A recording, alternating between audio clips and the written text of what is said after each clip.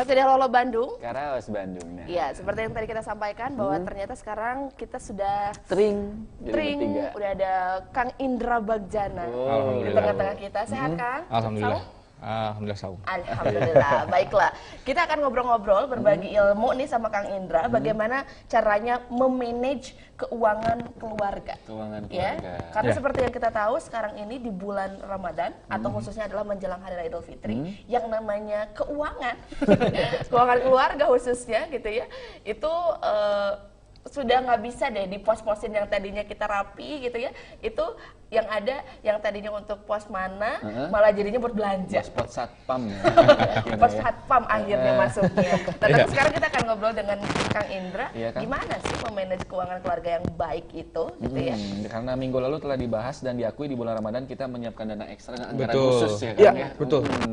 Jadi harus diakui bahwa di bulan Ramadan ini mau nggak mau kita pasti keluar dana ekstra. Dana ekstra. Dan itu harus disiapkan dari beberapa bulan sebelumnya ya. Minggu lalu saya sudah ngomong.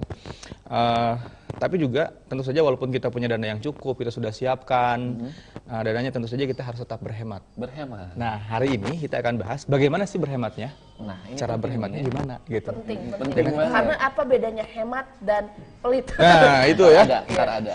Ntar ada dibahas gitu ya. Hemat Dari kemarin disuruh hemat gitu ya. Hematnya yang kayak gimana sih gitu. Jangan sampai segala nggak udah nggak usah ini nggak usah itu nggak usah, akhirnya nggak beli apa-apa gitu ya. Bukan begitu juga gitu. Pelit itu mah mungkin. Ya. Nah, tapi kan kalau berbicara tentang sebelum nanti ke hemat dulu gitu ya, mengenai pengeluaran gitu ya, pengeluaran, karena ya kalau tadi Kang Indra sampaikan, mau nggak mau memang selalu ada pengeluaran dadakan di bulan Ramadan ataupun menjelang Idul Fitri. Nah, itu gimana kita ngaturnya? Ya, makanya tadi saya bilang bahwa di bulan Ramadan ini mau nggak mau karena berhubungan banyak faktor yang mempengaruhi, salah satunya budaya ya, budaya. Mau nggak mau kita harus siapkan dana ekstra. Dana ekstra. Dari mana dana ekstranya? Nah, dana ekstranya berbagai sumber ya Kang Ijan ya, berbagai sumber. Bisa dari lifestyle kita masukkan ke dana ekstra itu, bisa kita nabung beberapa bulan sebelumnya, dan ada THR di akhir bulan Ramadan. Nah, kayaknya THR aja deh. Pokoknya keluar sebelum-sebelumnya pasti habis nih. Nah, ini betul Kang Indra kayaknya.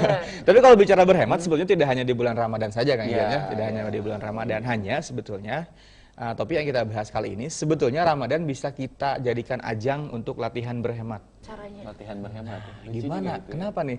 Di bulan Ramadan kita jadikan ajang latihan berhemat.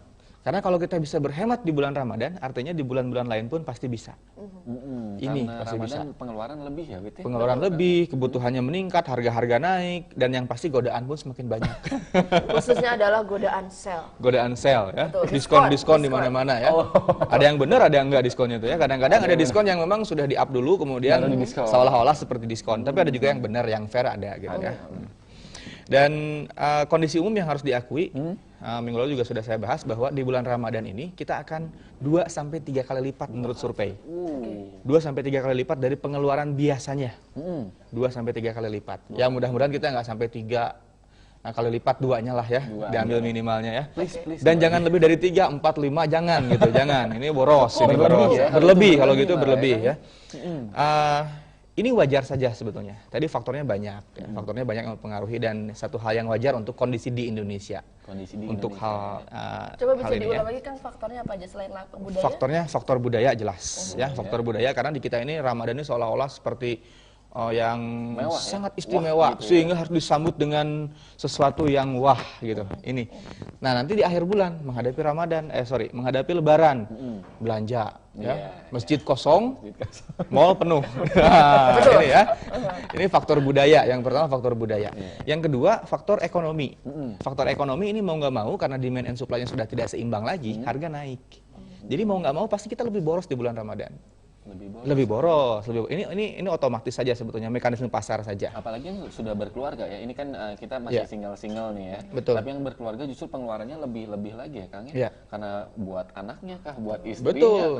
Buat istri, buat anak, kadang-kadang mungkin adik juga minta buat ya. Istri kedua. Kerabat. Enggak boleh. Jangan kalau istri kedua. Sensitif ya. Mungkin untuk jangan dibahas di sini. Betul. Ya. Oke. Pengeluaran tak terduga. Betul. Ya. Tapi bagi saya sebetulnya nggak ada masalah. Nggak ada masalah. Yang penting terencana dan ada uangnya. Nah, tapi gimana caranya agar terencana itu? Karena tidak semua orang juga kadang memiliki aturan untuk saya mau pos-posin. Aturan bakunya ya. Betul, aturan bakunya. Karena yang ada mungkin sebagian dari masyarakat memang ya udah sedapatnya aja. Berjalan alami begitu saja gitu ya. Jadi tidak ada yang memang dipos-posin khusus gitu. Nah, justru di sini kita ngajak gitu. Justru di sini kita ngajak, ayo kita mulai dari sekarang yuk belajar, kita pos-posin. Yang paling sederhana apa? Siapin banyak-banyak amplop deh. Banyak amplop. Untuk? Yang mana belanja rutin gitu ya, yang mana untuk belanja tidak rutin. Ya, paling tidak 2 amplop di bulan Ramadan harus siap. Rutin dan tidak rutin. Rutin dan tidak rutin. Paling tidak 2 amplop. Tidak rutin. Gini, yang tidak rutin tuh begini. Apa yang ada di bulan Ramadan tapi kita tidak lakukan di bulan biasa. Contohnya? Itu nggak rutin. Mungkin beli tajil gitu ya, Kang, ya? Tajil ya. Kemudian juga kita ada buka bersama misalnya. Iya tuh, kita jadi sebulan berapa kali gitu ya. Teman SD, teman SMP, teman SMA, teman kuliah ya, di rumah, keluarga, saudara segala macam. Sebulan itu mungkin ada setengah bulannya ada dibuka bersama gitu. Di luar ya. Ini nggak rutin. Ini nggak rutin karena kita nggak pernah buka bersama di luar Ramadan. Iya, benar. Nah, ini masuk ke pos tidak rutin. Ya. Yang rutin gimana? Yang rutin itu ya seperti biasa, yang ada di bulan Ramadan tapi juga ada di bulan-bulan lain, bayar listrik, bayar air itu biasa aja gitu. Itu masuk ke pos rutin. Dan ini tidak boleh saling mengganggu. Nggak boleh saling mengganggu. Nggak boleh saling mengganggu. Deh, nanti kalau THR saya balikin lagi. Uang listrik nanti dulu deh gitu ya. Listriknya sekarang prabayar ya, pulsa. Nanti deh ini ada uang 50.000 ya. Kita mau buka bersama, listrik dilihat tinggal 10 kWh gitu. Dilihat nanti deh buka bersama dulu, besoknya mati gitu ya. Itu nggak boleh. Tapi itu enak tidak banget, susah ya. kan, kadang susah ketika balik lagi gitu ke ya. diri sendiri gitu ya. Artinya berarti itu yang harus kontrol adalah kita kan. Betul, kita dong, self control. Dan nggak ada orang yang bisa ngatur-ngatur kita. Keinginan dan kebutuhan. Betul. Nah, itu yang bedanya kan. Need dan want itu harus dibedakan Teh Hedi. Oke, baiklah. Udah mulai kebuka nih. Udah mulai kebuka ya. Asik gitu ya. Iya, udah mulai kebuka. Jadi untuk Anda juga mungkin yang sama halnya seperti tadi Kang Hendra sampaikan, memang tidak semua juga orang bisa membuat perencanaan keuangan gitu ya dengan baik dan benar. Nah, untuk Anda yang memang saya juga pengen nih bikin rencana keuangan gimana yang baik dan benar, boleh silakan Anda telepon di 721 3861. Mumpung ada Kang Hendra di sini, kita berbagi ilmu bagaimana betul memanage keuangan keluarga yang baik gitu ya, yang tidak jor-joran. Artinya di sini hemat agar semua kebutuhan kita juga ternyata bisa dicukupi. Dan kita bisa, jangan ada kata terlambat untuk memulai pemirsa, karena ini merupakan kita juga belajar ya, dan kita belum tentu bisa. Betul. Tapi kita belajar. Betul. Betul. Baiklah, silakan kita undang 721 3861 dan sambil menunggu ngobrol lagi. Ngobrol lagi, siap. Ya. Tadi bicara hemat. Apa sih bedanya hemat sama pelit? Itu beda, Betty ya. Telepon dulu deh.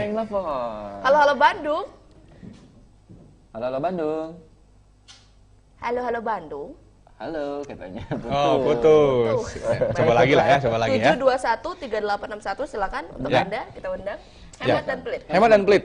Ini nggak enak banget kalau kita mencoba untuk belajar berhemat, terus ada yang bisikin gitu ya, dasar pedit gitu. Nah, emang ini tipis. Mending kalau pedit, pelit gitu ya bahasanya, koret, cap cahe, bedit kasir gitu.